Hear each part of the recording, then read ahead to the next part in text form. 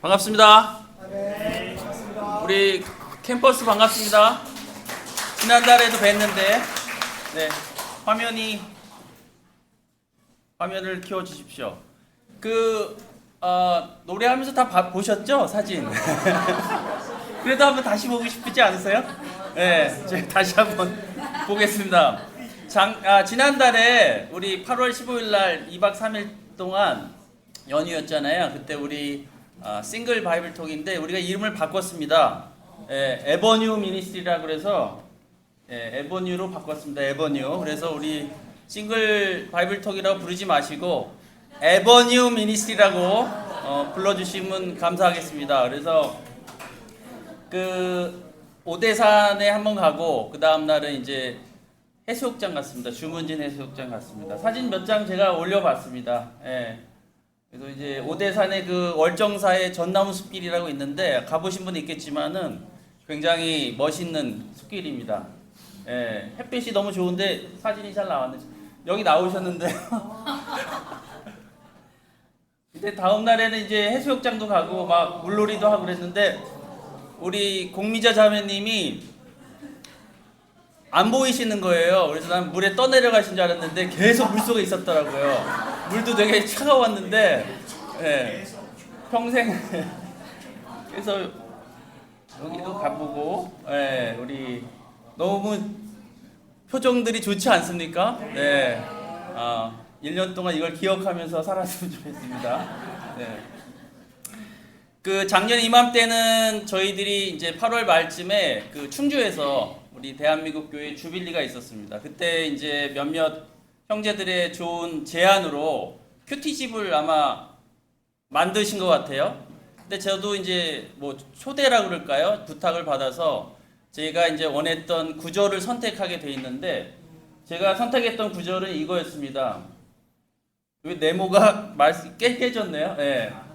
다 뭐 보이시면 되니까요. 요한복음 3장 6절 말씀을 저는 선택을 했었습니다. 육에서 난 것은 육이요, 영에서 난 것은 영이다.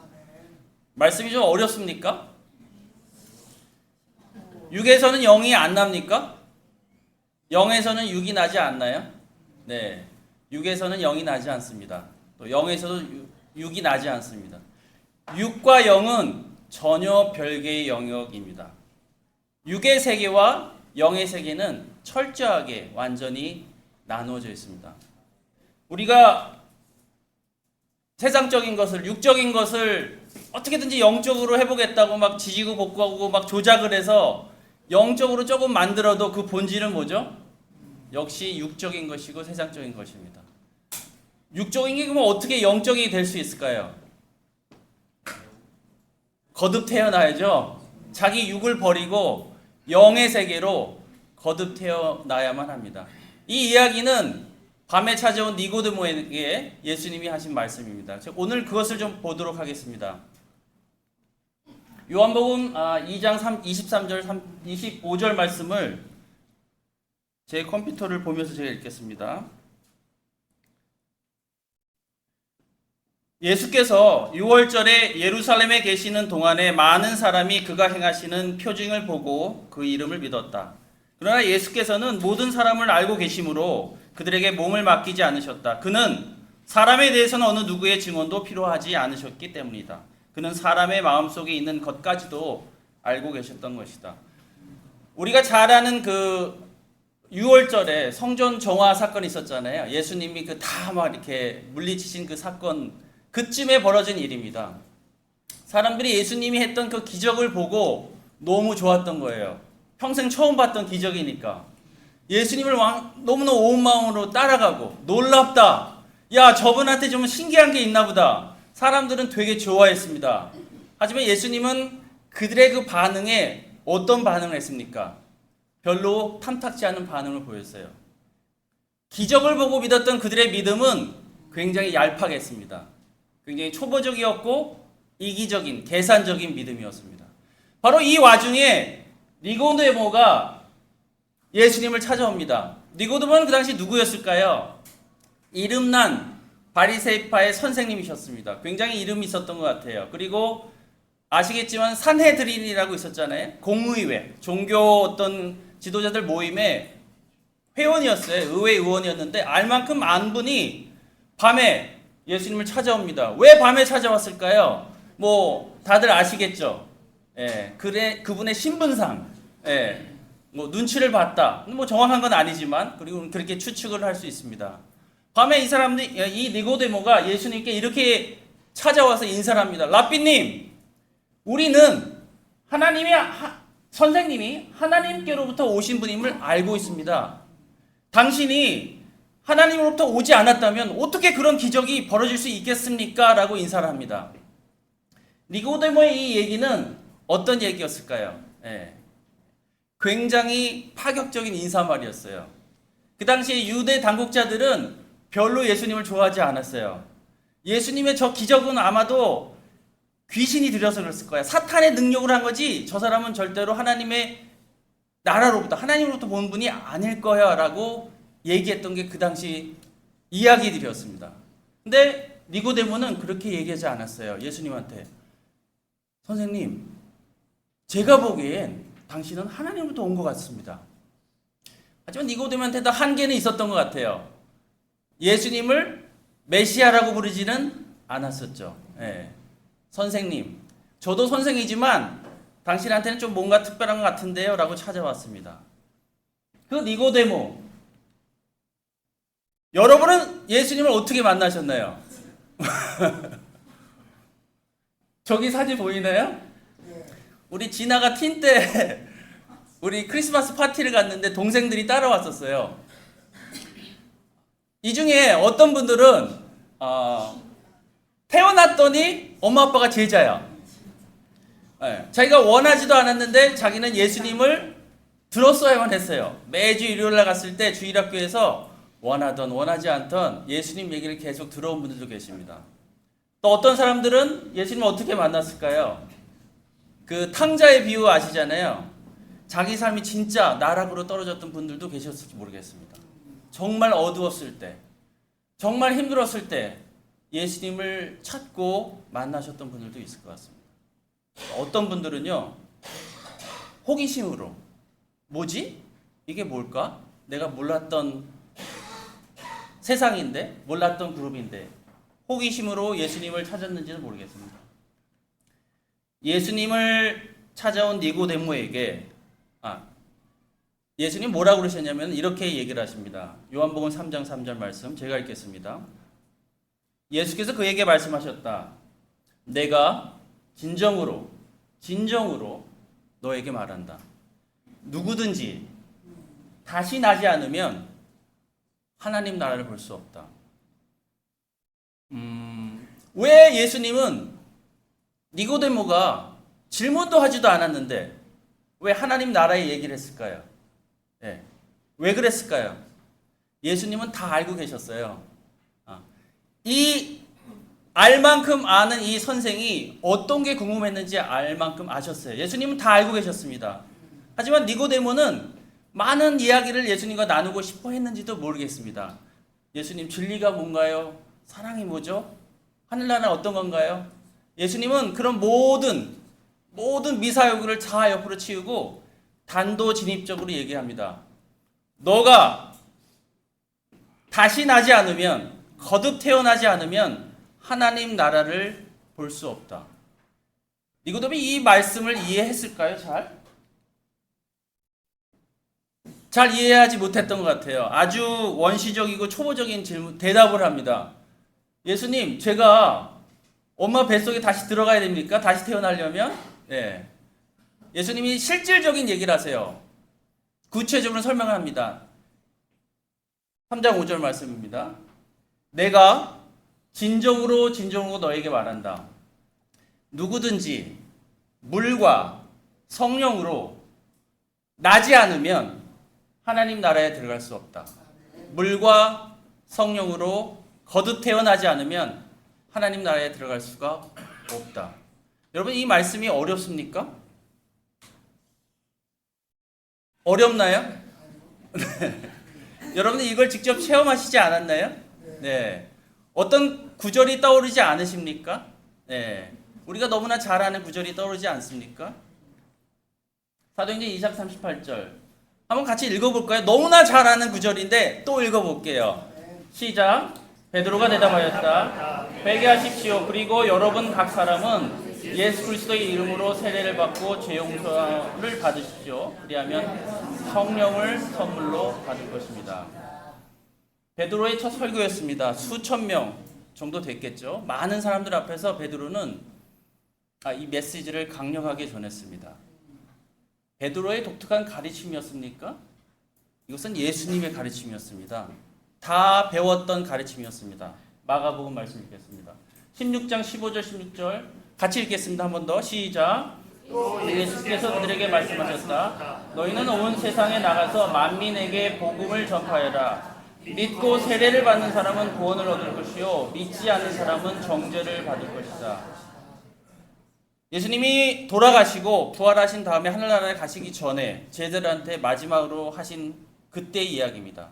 믿고 세례를 받는 사람은 구원을 받을 것이다. 마태는 이때의 상황을, 이때의 이야기를 어떻게 전하고 있죠? 예수님의 이야기를 이렇게 전했죠. 너희들은 가라. 온 민족으로 가라. 가서 제자를 삼고 아버지와 아들과 성령의 이름으로 세례를 주고 내가 너희들한테 가르친 것을 가르쳐 지키게 하라. 우리들한테 굉장히 어려운 이야기였습니까? 네, 익숙한 이야기였습니다. 우리한테는 물과 성령으로 거듭 태어나기 위해서는 믿음이 필요했고 세례가 필요했습니다. 우리 가운데는 아마도 어렸을 때 믿음이 많이 자란 사람도 있을 것 같고요. 아니면 믿음이 거의 없었을 사람도 있을 것 같아요. 근데 그 믿음은 굉장히 빈약했습니다. 하지만 하나님의 은혜로 우리는 믿음이 생겼고 회개에 이르게 되었습니다. 여러분들 대부분요. 동의하시나요? 네. 제가 회개에 대해서 잠깐 얘기를 하도록 하겠습니다. 영어로 repentance라고 이렇게 부르잖아요. 1세기 때 헬라어 성경은 예수님과 사도가 전했던 그 회개하라, 하늘나라가 가까웠다 그 회개를 어떻게 적고 있냐면은 이렇게 적고 있습니다. 메타노이아. 헬라어입니다.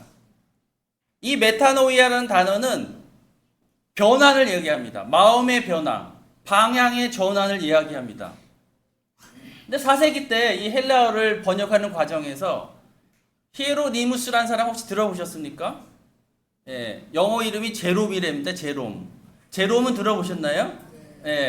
불가타 성경을 번역했던 사람입니다. 이 사람이 이 메타노이아를 번역하는 과정에서 포에니텐티아라는 단어를 썼습니다. 파에니텐티아라는 얘기도 되고요. 포에니텐티아라고도 얘기하는데 이거는 어떤 뜻이냐면 마음의 회개, 뉘우침, 그런 뜻이에요. 미안해함. 내가 잘못 살았구나. 그런 느낌이 포에니텐티아입니다. 이 단어로 바뀌게 돼요. 고대 프랑스 중세 12세기 13세기 넘어오면서 프랑스어를 사용했던 그 나라들이 이 참회하다는 단어 대신에 페니텐스 이런 단어를 썼는데 이런 단어의 뜻은 뭐냐면 속죄의 뜻이 있었습니다. 뉘우침의 뜻이 있었습니다. 그래서 여기서 나온 단어가 이제 리펜트였는데 저는 잘 모르겠어요. 불어라 하시는 분이 이걸 어떻게 읽는지 잘 모르겠는데 이것이 시간이 지나면서 우리가 오늘 접하고 있는 리펜턴스라는 단어가 나왔습니다. 그 얘기 들어보셨는지는 모르겠지만은 그 1526년에 틴데일이라는 사람이 또 헬라어 언역을 번역하면서 이 리펜턴스라는 단어를 썼는데 우리가 오늘날 접하고 있는 회개라는 의미가 바로 이 단어입니다. 죄에 대한 회개, 속죄, 뉘우침, 잘못했다. 그것이 회개에 속해 있지만 회개의 원뜻은 뭐였냐면 변환입니다. 내가 가던 길을 돌아서는 게 메타노이아 회개였습니다. 삶의 변환, 마음의 변화가 있어야 돼요. 방향이 바뀌어야 됩니다. 니고데모한테 했던 예수님의 말씀, 너가 하늘나라에 보고 싶니? 하늘나라에 들어가고 싶니? 그럼 거듭 태어나야 돼. 그 말씀은 니고데모한테는 굉장히 도전이 되는 이야기였을 수도 있습니다. 그는 자기가 가르친 것들, 또 공부한 것들, 그 지식들을 다 버려야만 했을 수도 있죠. 그가 철저하게 믿었던 그 가치관도 옆으로 치워놔야만 되실 수도 있습니다. 자기가 평생을 이거야 목숨을 바쳐서 지켜왔던 그 율법조차도 니고데모는 버려야 될 수도 있습니다. 네. 거듭 태어나기 위해서는. 저는요, 제가 그리스도를 처음에 만났을 때 믿음이 어땠었냐? 믿음은 별로 많지 않았어요. 예. 성경적인 지식은 많았냐? 그것도 별로 없었어요. 그러면 예수님을 만나는 하나님 나라에 대해서 되게 간절했냐? 그렇지도 않았어요. 근데 성경을 공부했습니다. 성경을 공부하다 보니까 중요한 걸 발견하게 됐어요. 내 삶에 죄가 많았구나. 죄가 생각보다 많았구나. 내가 생각해 난 그래도 나름대로 착하게 살아왔다고 생각했는데 나는 굉장히 교만했던 사람이구나. 누구 눈에 볼 때? 하나님 눈에 볼 때. 영적인 눈으로 볼 때 저는 굉장히 교만했고 죄가 많았던 사람입니다. 어떡하지? 당황했어요. 그리고 부끄러웠어요. 근데 말씀을 공부하다 보니까 굉장히 다시 기뻐졌어요. 와, 그 모든 게 다 용서받을 수 있구나.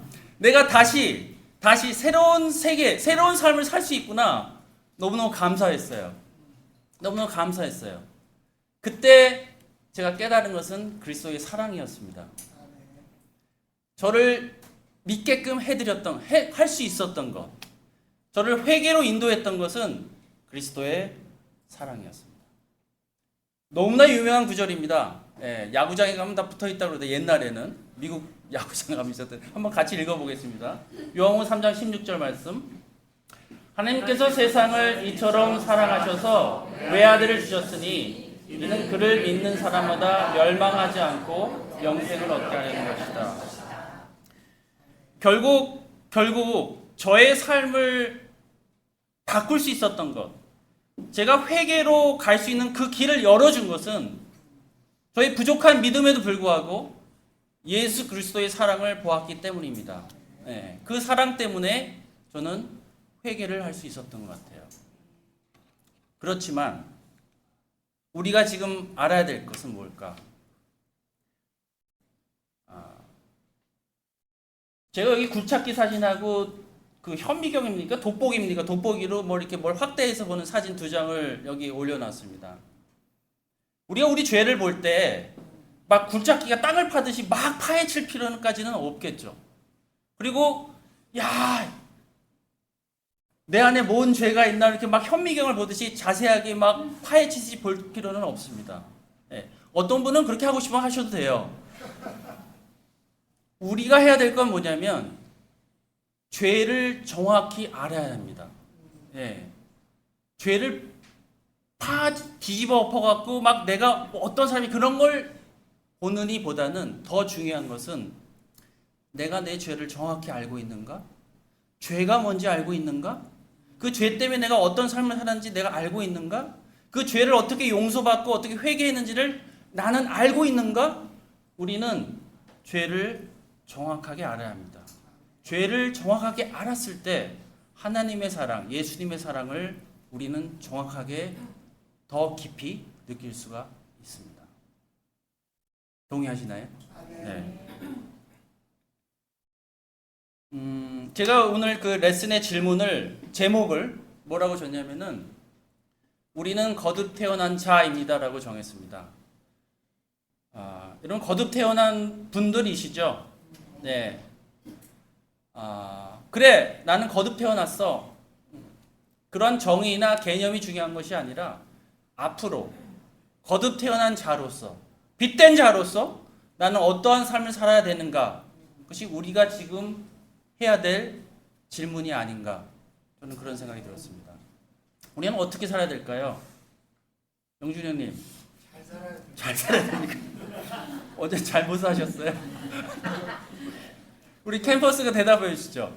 우리는 거듭 태어난 자로서 어떻게 살아야 되나요? 앞으로. 빛된 자로서 우리는 어떻게 살아야 됩니까? 최근에 질문해 보신 적 있나요? 스스로에게? 내가 어떻게 살아야 되지 앞으로? 제가 그냥 정리한 겁니다. 제 개인적인 생각들을. 예. 우리는요, 성령님이 인도하시는 대로 따라 살아야 합니다. 그게 거듭 태어난 자의 이야기입니다. 너무나 심오한 얘기입니다. 제가 생각하면 생각할수록. 근데 너무 멋있는 이야기예요. 요한복음 3장 8절 말씀 제가 읽겠습니다. 바람은 불고 싶은 대로 분다. 너는 그 소리는 듣지만 어디에서 와서 어디로 가는지는 모른다. 성령으로 태어난 사람은 다 이와 같다. 예수님이 바람 얘기를 하신 이유를 아시겠죠? 예, 어떤 설명을 하기 위해서 그러셨죠? 성령을 우리에게 설명하시기 위해서 바람 이야기를 꺼내셨습니다. 여러분, 조용한 그 공원이나 벤치, 공원이 벤치죠. 어디 계단도 좋고 야외도 좋고 가만히 앉아서 이 바람이 지나가는 걸 느껴본 적 있으십니까? 예. 어떨 때는 이게 코끝으로 살짝 지나가는 바람도 있는 반면에 어떨 때는 막 머리카락 흩날리는 바람이 있죠. 바람을 느낄 수가 있습니다. 하지만 우리는 그 바람이요, 가만히 생각해 보세요. 어디서 왔고 어디로 흘러나갈지 잘 모르죠. 남서풍인지 북서풍인지는 알 수 있지만 그 바람의 기원은, 그 시작은 알 수 없습니다. 그 바람의 끝이, 종착역이 어딘지도 잘 모릅니다. 네. 한 분만 빼고요. 누구죠? 네, 하나님. 하나님만 빼고 우리는 그걸 알 수 없습니다.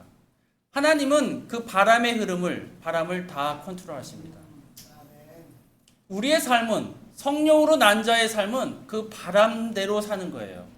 하나님이 컨트롤하시는, 하나님이 조종하시는 그 성령님의 흐름에 따라서 사는 것이 거듭 태어난 자의 삶입니다. 하지만 우리는 그 전까지 어떻게 살았습니까? 아마도 지금도 그렇게 살지도 모르겠어요. 우리 혼자 힘으로 계획하고 조정하고 있지 않습니까? 우리 삶을 뭔가 해보려고 그러지 않습니까? 예. 이번 여름에, 이건 제가 부탁한 사진이고요. 동해안에 갔는데, 오대산까지 갔는데 8시간 걸렸습니다. 제가 만약에 우리 그 에버뉴 밀스리 우리 형제자매들한테 자전거를 타고 가자 이렇게 제안을 했다면 아마도 지금까지 저를 안 보려고 할 거예요. 대답도 안 하고 쳐다보지도 않고. 어떻게 그게 상식적으로 맞느냐? 우리도 우등버스를 타고 갔습니다. 고속버스를 8시간 동안 아주 편하게 남이 운전하는 버스 속에서 노래방 조별 경연대회도 하면서 어떤 분은 굉장히 힘들어하셨지만 나름 재밌었습니다. 여러분, 둘 중에 어떤 선택을 하시겠습니까? 네. 강릉 가는데 자전거 타고 가실 분은 없죠. 가끔 동호회 분들은 그렇게 하시던데, 근데 우리는 이렇게 살지 않았습니까? 네. 내 힘대로, 내 뜻대로, 내 계획대로 어떻게든지 이끌어 보려고, 안 되는 거를 make happen 해보겠다고 땀을 뻘뻘 흘려가면서 하지 않았습니까? 하나님 우리에게 얘기하십니다. 성령님이 부는 대로 흘러가라. 성령님이 너희들을 인도하는 대로 따라가라. 그랬을 때 우리는 우리 삶을 즐길 수가 있지 않습니까? 그래서 해피할 수 있지 않아요? 대화도 나누고 교제도 하고 그 좋아하지도 않는 노래도 하고요. 네. 성령님이 인도하는 대로 가는 그 삶, 그 느낌, 그래서 여러분들은 체험을 해보셔야만 합니다. 두 번째는요, 예수님의 십자가를 항상 붙잡으십시오. 그리스도께서 하나님 나라를 만드시고자 했을 때 예수님의 계획은 많이 있으셨겠죠. 12명을 선택하십니다. 그들이 십자가에 걸리신 예수님을 보고 처음의 반응은 어떠했습니까? 굉장히 인간적이었죠.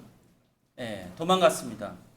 하지만 그들이 예수님의 부활을 보고 다시 돌아왔죠.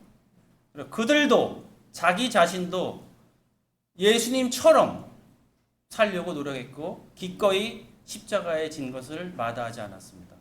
고린도후서죠. 5장 15절 말씀을 제가 읽겠습니다. 그런데 그리스도께서 모든 사람을 위하여 죽으신 것은 이제부터는 살아있는 사람들이 자기 자신을 위해서 살아가도록 하는 것이 아니라 자기들을 위하여서 죽었다가 살아나신 그 분을 위하여 살아가도록 하려는 것입니다. 지난번 에버뉴 미니스트리 가족 예배 때 제가 그런 질문을 했습니다. 바울은 왜 하필이면 그 모진 고생을 다 하면서까지 그리스도를 전하려고 했을까? 무엇 때문에? 뭘 바란다고? 바울은 깨달은 게 있죠. 그가 공부했던 철학과 진리와 책 속에는 그런 진리가 없었죠. 바울은 십자가에 걸리신 그리스도를 통해서 진짜 진리를 발견했죠. 하나님이 나를 이렇게 사랑하셨구나. 그리스도께서 나를 위해서 이런 희생을 하셨구나. 내가 이런 큰 빚을 하나님께 졌구나. 그리스도께 졌구나. 바울 역시 그의 모든 삶을 그리스도를 위해서 사셨습니다. 우리 삶의 원동력은 우리 삶이 왜 우리는 여기 모여서 예배를 드리나요? 왜 우리는 사람들을 한 명이라도 더 도와주려고 노력을 합니까? 그 모든 동기는 그리스도의 십자가이죠. 여러분 외로울 때요. 십자가를 바라보십시오. 여러분들이 교만해지려고 할 때, 여러분들이 세상적으로 자꾸 내가 쓸려가려고 할 때 그리스도의 십자가를 바라보시길 바랍니다. 네. 그리스도의 십자가가 모든 위로가 되시고 모든 답을 여러분한테 주실 것입니다. 하나 더 보겠습니다. 세 번째는요. 최선을 다해서 비단에 거하십시오. 요한복음 3장 21절 말씀을 마지막 구절입니다. 같이 읽을까요? 네. 시작. 그러나 진리를 행하는 사람은 빛으로 나온다. 그것은 자기의 행위가 하나님 안에 있는 것을 드러내려는 것이다. 어둠에 있을 때 저는요, 죄에 대해서 관심이 없었어요. 알고 싶지도 않았고, 또 아른들 뭐합니까? 또 드러낼 필요도 없었고, 그리고 세상 사람들을 봅니다. 그렇구나. 그냥 저렇게 사는 거구나. 내가 뭐 도덕적으로 살겠다고 성인 군자라고 이렇게 나 혼자 착하게 살까? 세상은 다 그런 거야. 나 혼자 멀쩡한 척 하면서 살았습니다. 착한 척, 올바른 척, 도덕적인 척. 근데 그 안에는 뭐가 있었죠? 수많은 위선, 교만, 죄책감이 있었습니다. 그 죄책감은요, 저를 옥매였어요. 쇠사슬이 됐고, 나 혼자 있을 때 그 죄책감은 항상 저에게 괴로움이 됐습니다. 오대산에 자전거 타고 가는 것보다 더 큰 괴로움? 네. 저는 알았죠. 그리스도의 사랑으로 우리는 비단에 들어왔습니다. 근데 왜 자꾸 그 어둠으로 들어가려고 하죠? 예. 우리는 왜 자꾸 그 어둠을 사랑하고 동경을 하죠? 비단에 거해야죠. 비단에 빛된 삶이 너무 좋은 거고 행복한 거라면 그 안에 계속 거해야죠. 어떻게 해요? 최선을 다해서요. 왜 최선을 다해야 될까요? 어렵기 때문에. 쉽지가 않습니다. 세상은 계속 우리를 유혹하죠. 어둠에 있으라고. 왜 너 혼자 비단에 있으려고 노력하냐고. 계속 우리를 유혹하고 귓속말로 이야기를 합니다. 여러분, 우리는 친구가 필요합니다. 영적인 친구예요. 내 삶을, 내 죄를, 내 어둠을 오픈할 수 있는 친구들이요. 오픈하십시오. 죄를 여러분 오픈하는 걸 어려워하지 마십시오. 그리고 그 죄성이 여러분들을 지배하지 않도록 여러분들은 계속 친구들의 도움을 받아가야만 합니다. 이 얘기는 저한테도 하는 얘기입니다. 비단에 거하실 거죠? 네, 최선을 다해서 거합시다.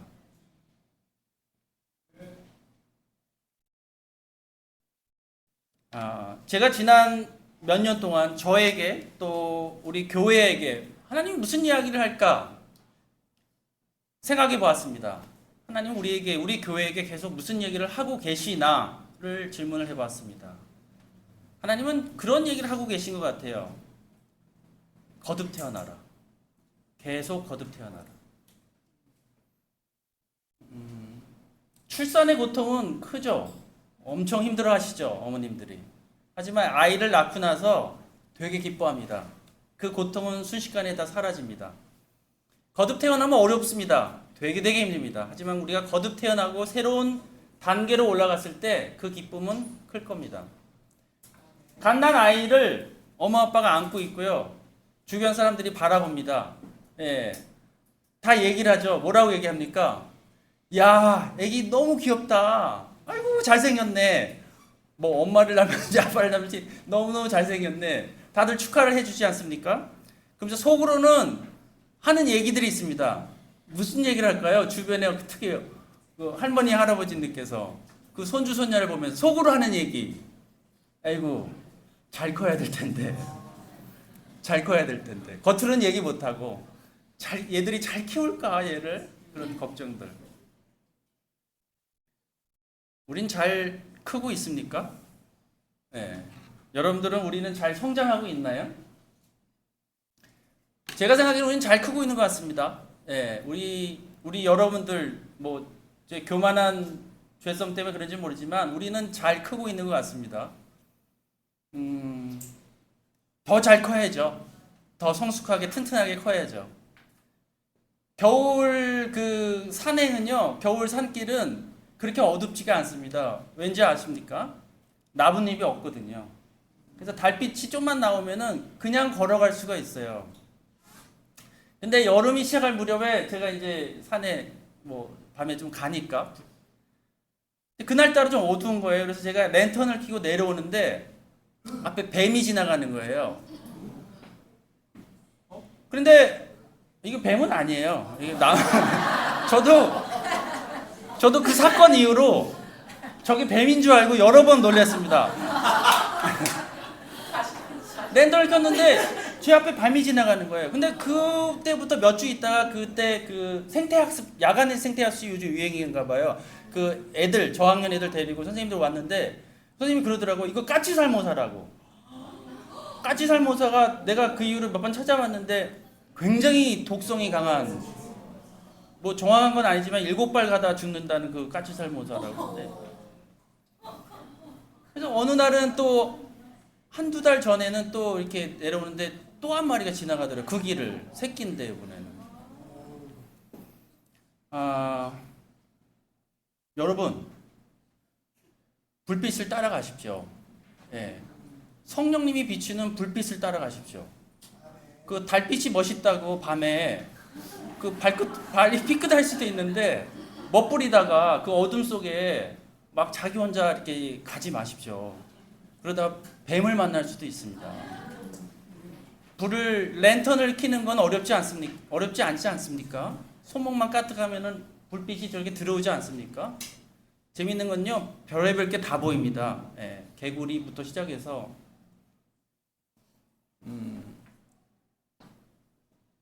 하나님이 인도하는 그 삶은, 성령님이 따라가는 그 삶은, 성령님을 따라가는 그 삶은 불빛이 인도하는 삶이에요. 예. 그 불빛에 거했을 때 우리는 안전할 수가 있습니다. 그리고 그 불빛이 인도하는 대로 가면 됩니다. 예. 그것이 우리들이 해야 될 몫입니다. 예. 올해가 얼마 남지 않았는데요. 성령님이 인도하는 대로 삽시다. 예. 혼자 이 고민 속에서 내가 어떻게 해보겠다고 너무 애쓰지 마시고 모든 것을 바람이 흘러가는 대로 성령님이 인도하시는 대로 사시고요. 그 성령님이 인도하는 그 길은 바로 저 불빛이다. 저기만 잘 따라가면 뱀한테는 물리지 않을 것 같다. 마치겠습니다.